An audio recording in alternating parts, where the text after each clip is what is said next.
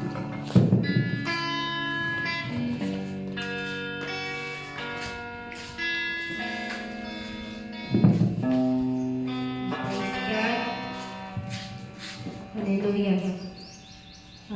Everybody say, praise the Lord. Praise God. Hallelujah. Magkakanto naman kita mo ang pagpasalamat sa atong buhay nga Diyos sa iyang kaayos sa atong ginabuhi. Mga testimony, praise God sa atong ginabuhi. Kaya wala man si Sister Juliano, no? Si Sister Mera Flor, siguro parang special.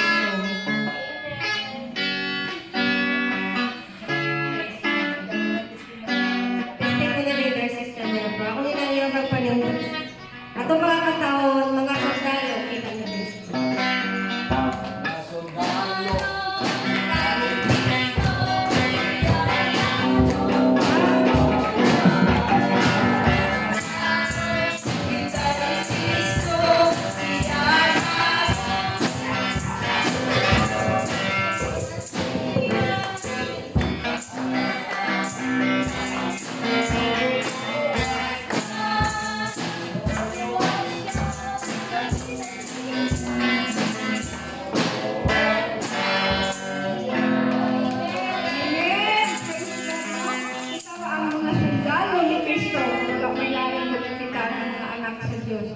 Salamat sa Ginoo. God is good.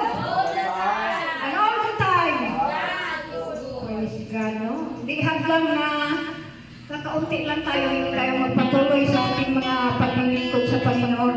Dahil yung ating kaligtasan ay nasa Diyos, hindi sa ating mga brother and sister. Kaya isipin natin na paglilingkod natin ay para sa Diyos, hindi para sa mga tao. Huwag tayo malungkot, wala na tayong iba, hindi man nakarating yung iba nating kasamahan dahil ang Diyos na ang bahala na mag-ingat sa kanila. Salamat sa Panginoon. Praise God, sa umagang ito, tayo po ay dadako na sa ating mga pasasalamat o patutuo sa buong isang linggo na ginawa ng Diyos sa bawat buhay natin. Mabuti man o mga problema, yan po ay nararapat na ibalik natin yan sa Diyos na pasalamatan. Hallelujah! Sapagkat tayo po ay nanatili na malakas at malusog at buhay pa na makapagpuri sa Panginoon at magpapasalamat. Kaya lahat ng bagay, ano man ang ating pinagdaanan, ay ang Diyos ay may purpose nila. Kaya praise God, binubuksan ko na ang ating pasasalamat sa umagang ito. Malaya na po tumayo ang sinong may papasalamat sa ating buhay ng Diyos. Praise God.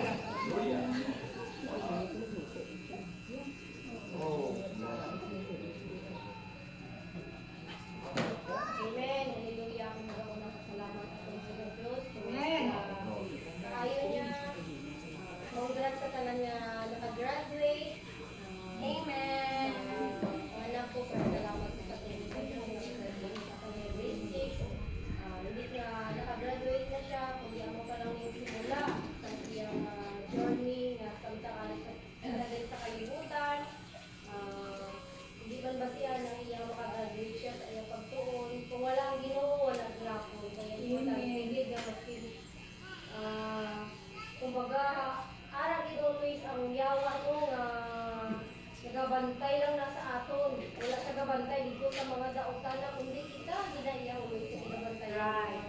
Kumbaga madala kita sa kalibutan. So Manila, makikita mo na mag-aalaga, mag-asimba kung sa aking mga anak.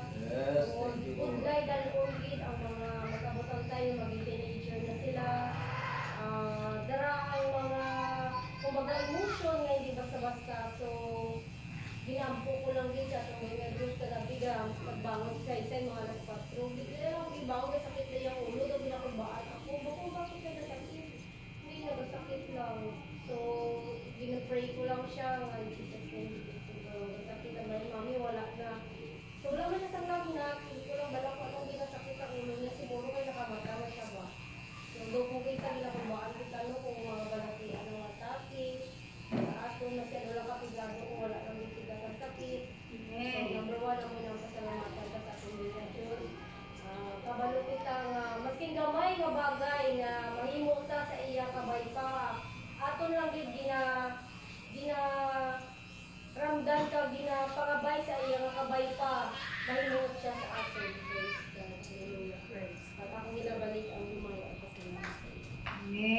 Praise God. Thank you, Lord. Nakarating si Sister Alin. Praise God. Thank you sa ating buhay na Diyos. Patuloy tayo sa ating pasasalamat. Sino pa may pasalamat sa ating buhay na Diyos?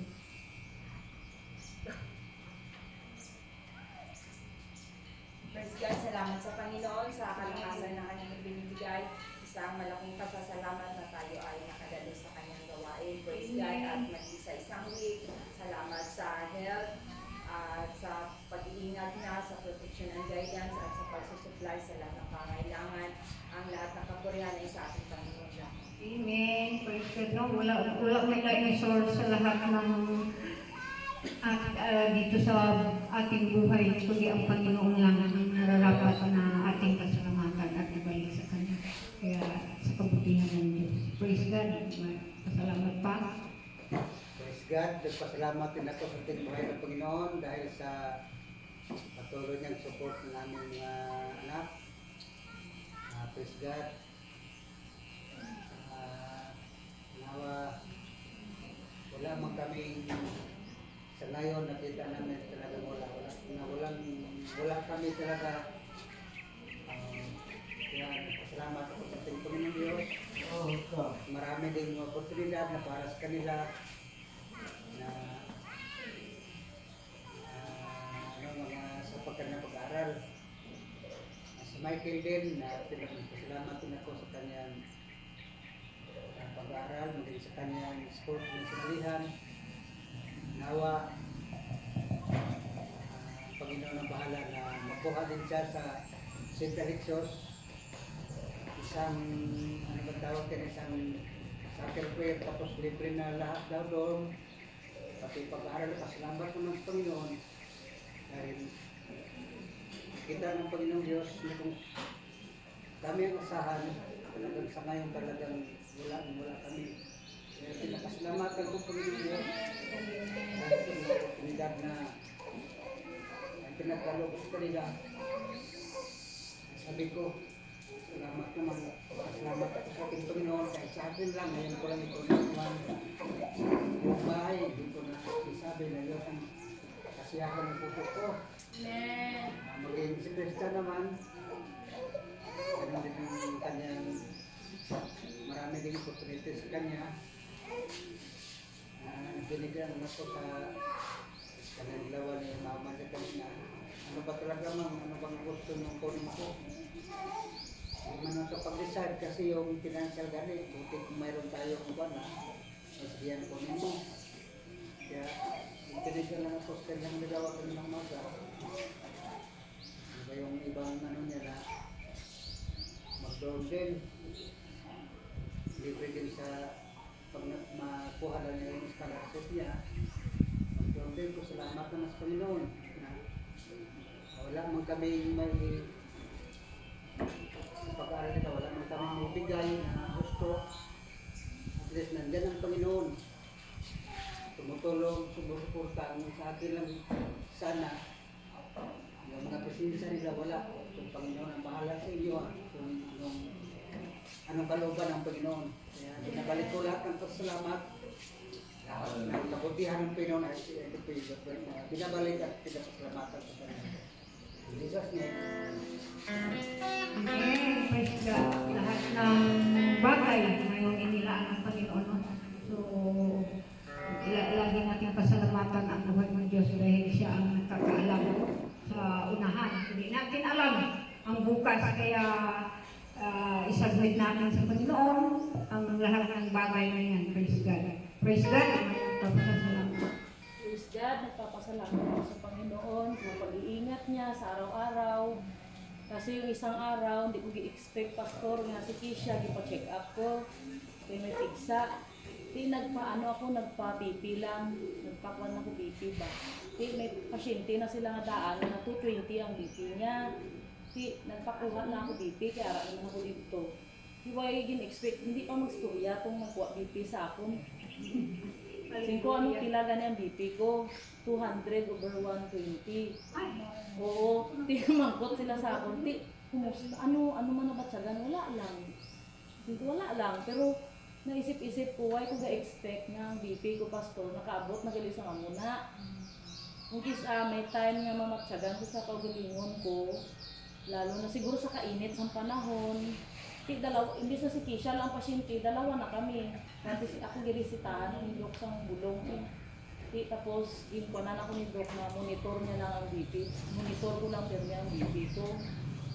Kay kung tinala ko na may mapatsagan ako saan ko, do wala lang. Kaya ang pagkabalo ko, do kapoy lang. Or something kulang lang sa tulog. Wala na ganito, ay kung ka-expect, taas na gali ang BP ko sa to. Isa daw bigla ako manulong pananawan ko pastor ba na wala lang daw ginakuan ko lang ba pero subong nga nabalaan ko nga gaamo ng BP ko mas nervyos ako kaysa kung dati nga wala lang pero siguro may pamaagi din ang Ginoo nga halungan ka pero ikaw galingon ta hindi ka magkumpiyansa hindi ka pagpabayaan ang atong pagod ko pasalamat din ako sa Ginoo sa paghalong niya sa akon sa bilog ko nga pamilya pag-provide niya sa among mga needs. Salamat ako sa tanan nga oras, tanan nga panahon, nga harap sa permi, wala di siya napabaya. Ginabalik ko ang pasalamat sa Pilipinas. Amen. Praise God. Ang mga kayo ang Ginoo. Huwag takabalugaling nga tutuusin manong stroke na to nga stroke na to kataas-taas na ano pero ang Diyos ay nariyan. Siya ang nakakaalam. Kaya pag anak ka ng Diyos, talagang iniingatan ka niya. Tested the fruit niyan. Praise God. Mayroon pang mga papasalamat.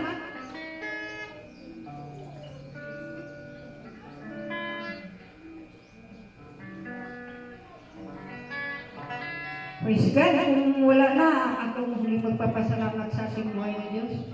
Magpapasalamat ako sa Panginoon sa buong isang linggo, kanyang pag-iingat, paggabay sa araw-araw, lalo na sa aking mga anak na umaalis, araw-araw, punta ng school. Minsan naglalakad sila, gabi na, especially si Michael, kaya gabi na siya nag-uwi, kaya nag-practice doon sa namin may terminal. Kaya salamat sa Panginoon dahil siya palagi ang nag-iingat maging sa kanyang closing. Natapos na ba ang pahuway sa gastusin ba? Manapasalamat po sa Panginoon. Dahil kung araw-araw nasa school sila parang hindi ko rin kung mahirap ka talaga parang maano yung ulo mo kaisip kung saan ka naman kukuha ng pang-araw-araw na allowance nila. Pero God is good na araw-araw nag-provide ang Panginoon. No? At salamat din sa Panginoon dahil kahit sa kabila ng kahirapan na natindi pa rin silang mga honor student. Si Christian with high honor. Salamat sa Panginoon dahil yung wisdom na yan, hindi natin kaya ibigay kundi ang Diyos lang. Kaya nagpapasalamat talaga ako sa Panginoon. Dahil mula kinder sila, hanggang ngayon silang tatlo, hindi sila nahulog sa honor student dahil yung mga ating ko yan pag high school na, iba na.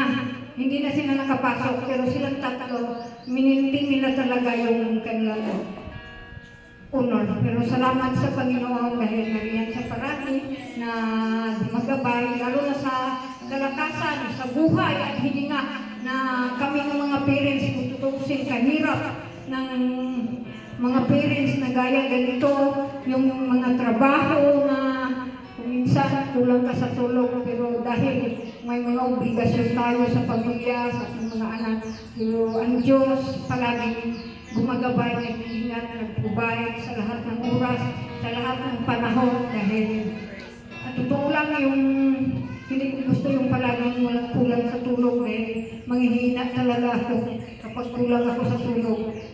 Salamat naman sa Panginoon dahil malakas naman ako sa kailan ng Diyos, hinuhugutan ko ng lakas yung prayer ko lang araw-araw na sana hindi dumating sa punto na manghihina sa lalo na sa ating mga paglilingkod na umbis makarating tayo dito sa church na mga kapatiran, magkita-kita din ang lagi kong prayer na muli tayong magkatipon-tipon tuwing Sunday. Salamat naman sa Panginoon dahil ang Panginoon ang siyang gumagabay sa bawat pamilya natin na wala mang ibang magtulungan sa prayer kundi tayo mga anak ng Diyos at magkakapatiran.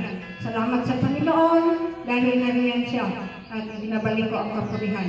At hinihiling ko ang lahat, tayo tumayo. mapitan natin ng isang pasalamat sa ating buhay ni Diyos. Praise God. Hallelujah. Hallelujah. Salamat ang pupuri sa dakilang ngalan mo, aming Lord. Pasasalamat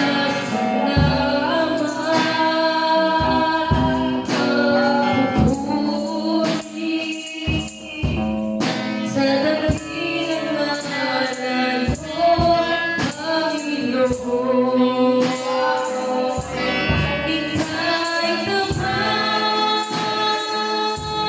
Ika'y dakila, katapatan mo ay walang matulad. Pinagbabago sa lahat ng oras at sa bawat sandali. Amoy mo'y laging bukas at sa bawat sandali. Kamay mo'y laging bukas. Hallelujah, thank you, Jesus. Praise God.